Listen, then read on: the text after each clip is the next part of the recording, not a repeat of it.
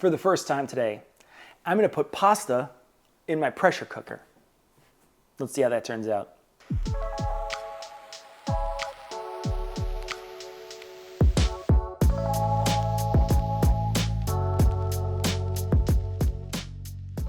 I love my pressure cooker. For me, there really is no better way to make stock or broth. And the braised foods and stews I make in this thing, they're genuinely as good or better than what I can make on a stovetop. This thing can make brown rice, can make steel-cut oats, and it can do it very quickly and perfect every time. But admittedly, I don't do much else with it. It does have like a ton of other functions on it, and I know there's a lot of recipes out there for it, but I have, since I bought it, made things I know it's good at. But today, I'm gonna step outside my comfort zone and make something that I normally would not make in this device. I'm gonna make mac and cheese in it. Pressure cooking pasta. Sounds like a recipe to getting overcooked terrible pasta. But I'm willing to try it, and I'm also willing to be wrong. I found this book, The Great Big Pressure Cooker Book. It is by Bruce Weinstein and Mark Scarborough, and it was $6.99 on the bargain shelf at my bookstore. I'm gonna follow the mac and cheese recipe in it. So first, let's talk about how a pressure cooker works. Water boils at 212 degrees Fahrenheit or 100 degrees Celsius. But in a lower pressure place on Earth, like a city at a high elevation, water boils at a lower temperature. So if you boil water in an open pot in Denver, the water is about 203 degrees. 9 degrees cooler on the Fahrenheit scale than water at a boil at sea level or zero elevation. That's because the pressure the atmosphere puts on water at sea level, and the less pressure the water has on it at a higher elevation. So what happens if we artificially raise the pressure? That's what a pressure cooker does. We can artificially raise the pressure in this pot to 2 atmospheres, or about 30 psi, pounds per square inch. If we do that, we can raise the temperature in the pot to 250 degrees, or by almost 40 degrees Fahrenheit. You're getting your water hotter by 18%. And you can cook something quicker than you ever could on a stovetop. That's why it's so great for cooking braises, soups, and stocks. And that's why it does a great job rehydrating and cooking grains of all kinds. So it makes sense that it should do a good job on pasta too, because it's just rehydrating it. But my ancestors are screaming right now not to do this. So this method calls for 4 tablespoons of butter and a 1/4 cup of flour, or equal parts by volume, butter and flour. It also calls for 1.5 cups of chicken broth, so I'm using the bone broth I made in the food hacks video I released last week. It also calls for some spices. I put in 1.5 teaspoons of onion powder, 2 teaspoons of diamond kosher salt, and 1 teaspoon of cracked black pepper.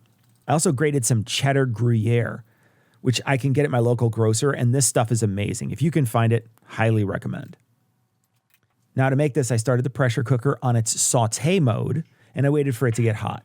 I added the butter and flour to mix the roux and let it cook for a moment. I stirred it for a bit. I just want the roux to cook for a minute or so. It starts to foam. And then I added my 4 cups of milk. I added this slowly to make sure the milk and the roux are incorporated well. Then I added my stock to the mix. As you can see here, there is a lot of body in this, and it just came out of the fridge, so it's a bit gelatinous. I mixed that in too, and then I added the 1 tablespoon of Dijon mustard and the spices. Now, I did add some pasta, and I had macaroni noodles, and the recipe calls for 1 pound of pasta, and this was the only box of pasta that I had that was actually 1 pound. And the recipe itself calls for penne, but my penne box is only 14.5 ounces, so I wanted to make sure I added the correct amount of pasta, so I used the macaroni instead. I gave it a stir, and I put the top on the pressure cooker. Now, my pressure cooker sometimes will not seal correctly. In this case, I cooked this, I sort of seated it, and I stepped away. And then I came back to the dreaded food burn message. Pops up as a notification there. So I popped the top and I found out that it hadn't sealed, and it cooked the pasta literally right to the bottom of the pan. And I understand this is my fault. I should have made sure it was seated properly. So I made this recipe again. Now, the food burn message comes up when the pot itself is in danger. Now, I found a website that talks about some of the reasons why a pot won't seal, and one of them is if you use your saute for a longer period of time, sometimes the pot won't seal and it will automatically cycle up that food burn message. And in my case, it continued to cook and actually burn the food. I am not crazy about that particular function. I'm sure it's a safety function, but I shouldn't be making recipes that are going to fail because I'm doing what the recipe told me to do. In any case, I did it a second time and it did work. And I used the penne because that's all I had left in my cabinet. So I let it cook for the proper amount of time and made sure it was seated properly. Now, as soon as it was done, I popped the top, gave it a stir, and it was also stuck to the bottom again. But it just wasn't as bad as it was with the macaroni. I added cheese and gave it a quick toss, and you're supposed to cover it again and let it sit for a minute or two, stir it again, and then serve. That's what I did. Let's give it a try. Okay, let's give it a shot. Okay. So firstly, I thought the pasta would be overcooked, but the pasta is not overcooked. In fact, the pasta is perfectly cooked. The sauce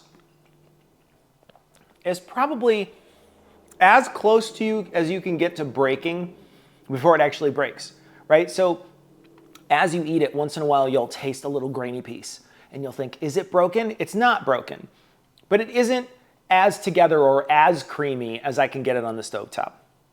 I think that the flavor is okay. I think that the ease in which I can create it is also good, but I don't think it's superior to something I can make on the stovetop. I think I can make something on the stovetop in about the same amount of time that's gonna taste superior to this, but it's gonna have to require all my attention. This is not, I think, up to the quality of the things that I can produce on the stove. That being said, if you just wanna sort of set something up and walk away, this will probably be okay for you. I will say that it isn't super fast. I still have to heat it up to saute. I still have to make my roux. I still have to pour in my liquid. Then I have to make sure it's smooth. Then I have to coat the noodles. All that takes time. Then I have to put the top on the pressure cooker, start it up. It needs to come up to pressure. That takes time. And what else is gonna take time is that it's stuck again. So now that it's stuck, I've got to now unstick it. So I'm going to have to spend time scrubbing that thing out again. Now, it's not burnt, but it is stuck to the bottom. And I feel like there's not going to be a lot of ways that you can avoid that. I feel like no matter what you do in a pressure cooker, it's just going to stick to the bottom. Whereas when I have 8 quarts of boiling water, the pasta never sticks to the bottom because it just always constantly recirculates. So it doesn't create a dish that is worthy of using that machine. I really want it to be a multitasker, so I'm gonna keep trying some of these recipes. But I think I understand why that book was in the clearance section. All right, that's gonna wrap it up for this week. I hope you join me next week. Please like, share, subscribe. Please leave a comment down below on one of your favorite recipes that you use for the pressure cooker, especially if it is not a soup and not a braise. I'd love to hear what you use the pressure cooker for. All right, that's gonna wrap it up this week. Catch me next week. Until then, season liberally.